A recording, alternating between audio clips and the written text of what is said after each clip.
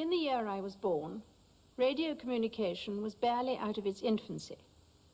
There was no television, civil aviation had hardly started, and space satellites were still in the realm of science fiction. When my grandfather visited India in 1911, it took 3 weeks by sea to get there. Last month, I flew back from Delhi to London in a matter of hours.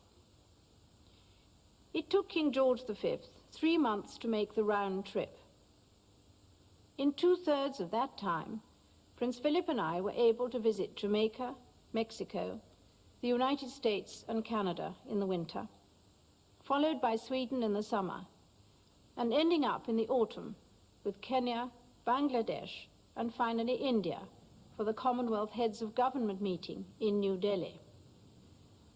Travel and communications have entered a completely new dimension.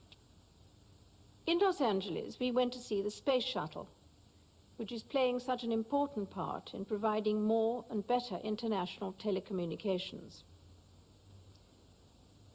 I find it fascinating to sit here in the pilot seat in the mock-up and do a simulated landing. The heads-up display is now available in the forward window. Can you see the heads-up display there? Yes, I can see that. What you should see on the right-hand side is altitude, on the left-hand side is speed. If you were just on the stick, put your hand on the stick here, I'll show you. Now you see that, the little square? Yes. Can you see the triangle and the square? Mm-hmm. Okay, let's put you on the pitch now.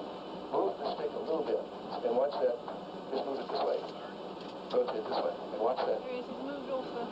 The idea is to try and keep it in that square. Center line is You on gotta be flight excellent. slope. Check the landing gear arm. How's it look, ma'am? Looking good. Well, it's heading the runway anyway.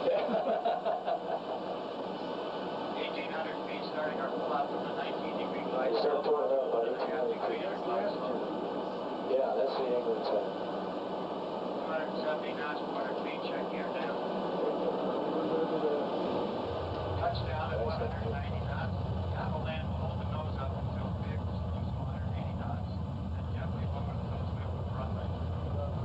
The nose wheel is now on the runway. Gobble land will steer the vehicle down the runway toward the center line of the York.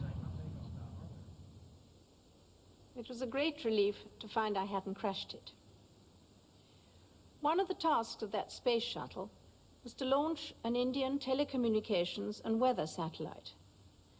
And last month, I was able to see how this operated during our visit to an Earth station in New Delhi. That is the main dish of the Delhi Earth Station. It's in a fixed position. And that is meant to perform 3 separate roles or functions. One is for telecommunication, the second is for television, and the third is for remote sensing. Because basically these are the 3 major applications. And one can see cloud formations, one can see cyclones, one can similarly see the temperatures.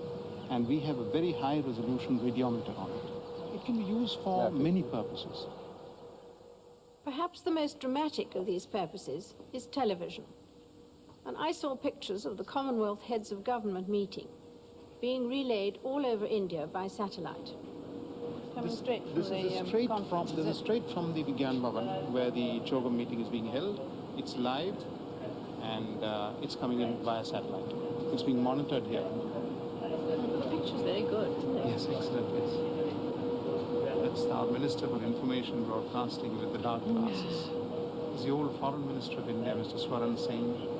That's the Education Minister, Mrs. Kaur. There is no more enthusiastic supporter of this space program than the Prime Minister of India. In the gardens of the magnificent President's Palace, designed by Sir Edwin Lutyens between the wars, I talked to Mrs. Gandhi. We are completely dependent on the monsoon. Yes. And with all our irrigation projects, and we are increasing them at a very fast rate, we still are dependent on the rains. And this is why we are laying so much stress on our space program. A lot of people feel that, it's too expensive for a poor country like India. But it is directly connected with the needs of the farmers. News about the monsoon, warnings about cyclone and other such disaster. And of course, communications, education. In the south of India, we are now experimenting with putting up rockets to see, whether gradually we can put up our own satellite without outside help. I mean, people have said that they were extravagant, and yet a lot Well, of benefits have come from There's them. absolutely no other way we can reach out to far-off places. We've the program of roads or schools will just take too long. The people are too impatient. All this astonishing and very rapid development has changed the lives of almost everyone. Leaders and specialists can meet and discuss political and technical problems. News travels faster and there is more of it. New opportunities for world trade and commerce have been opened up by this communication revolution. Perhaps more important, modern technology has touched most aspects of life throughout the world. We saw this in dramatic form in India. 22 years ago, I had seen something of the problems facing this vast country. But since then, the population has grown from 440 million to over 700 million. Yet India has managed to become one of the 10 or so leading industrial nations in the world and has become self-sufficient in food. It's quite a long while since you were here. Yes. Well, since then, our greatest success has been in agriculture. In agriculture. Now we are self-sufficient so far as wheat is concerned, which is the major need of the people. We still have some way to go in rice, but the main thing is that we are self-sufficient. And when we buy, which we do occasionally, it's more to keep a buffer stock just in case Just in something case. happens.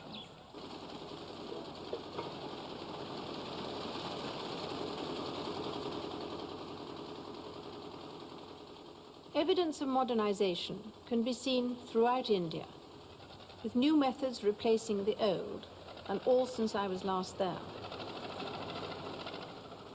There have been particularly important improvements in irrigation and cultivation.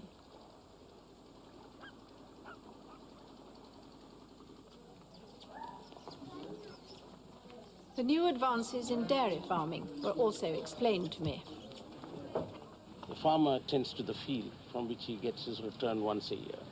The farmer's wife attends to the buffalo from which she gets her income twice a day to buy the salt, the sugar, the kerosene she needs. This dimension of dairying does not probably exist in other countries. And so now our major dairy project called Operation Flood is to involve 10 million families and to organize them into cooperatives so that they will jointly market their milk through plants and processing plants which they themselves will own and operate through their elected representatives. This would also mean that we will be underpinning democracy in Delhi with democratic institutions right down to the village level. We'll be giving responsibility to farmers so that they become responsible. We'll be grooming the future leaders of India, rural leaders of India. But there is still very much a place for the traditional crafts.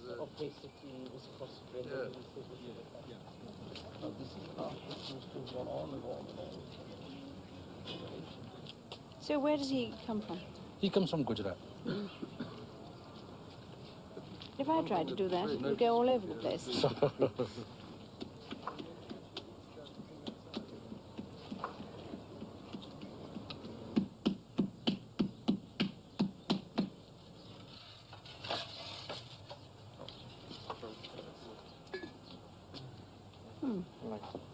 Oh, it fits too. Yeah, More or that's less. the name. Isn't it? Yeah.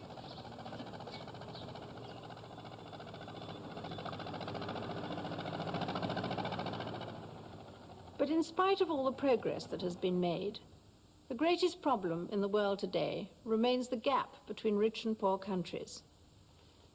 And we shall not begin to close this gap until we hear less about nationalism and more about interdependence. One of the main aims of the Commonwealth is to make an effective contribution towards redressing the economic balance between nations.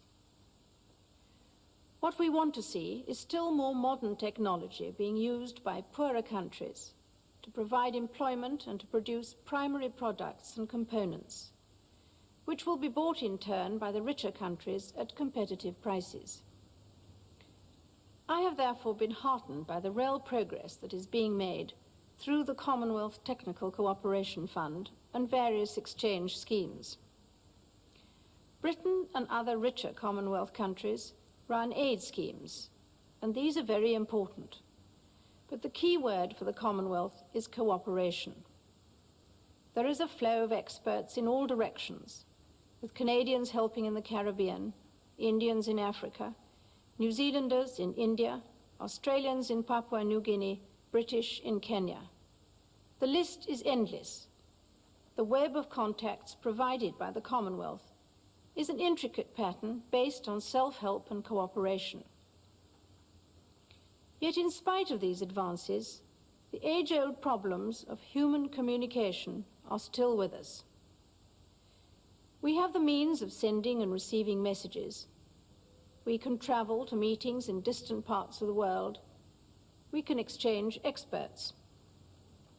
But we still have difficulty in finding the right messages to send. We can still ignore the messages we don't like to hear, and we can still talk in riddles and listen without trying to comprehend. Perhaps even more serious is the risk that this mastery of technology may blind us to the more fundamental needs of people. Electronics cannot create comradeship. Computers cannot generate compassion. Satellites cannot transmit tolerance. And no amount of technology could have engineered the spirit of the Commonwealth that was so evident in Delhi, or the frank, friendly, and understanding communication that such a spirit makes possible. And this was the theme which Mrs. Gandhi and I went on to talk about. Because I'm sure that the Commonwealth, with its huge number of people, ought to be able to be a real influence for good. If people can listen. That's what we hope, and that's what we try for. Fortunately, now it's become much more informal over the years. Yes. I mean, having been in Kenya, Yes. President Moi's just gone off to Tanzania to see if he can arrange matters there before the conference, which should be very encouraging because they've had problems there.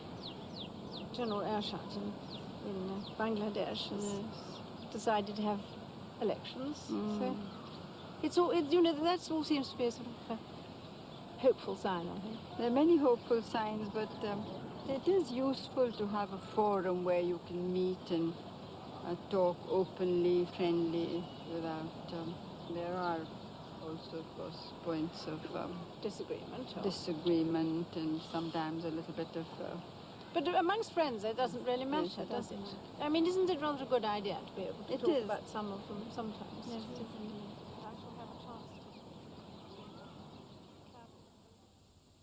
I hope that Christmas will remind us all that it is not how we communicate, but what we communicate with each other that really matters.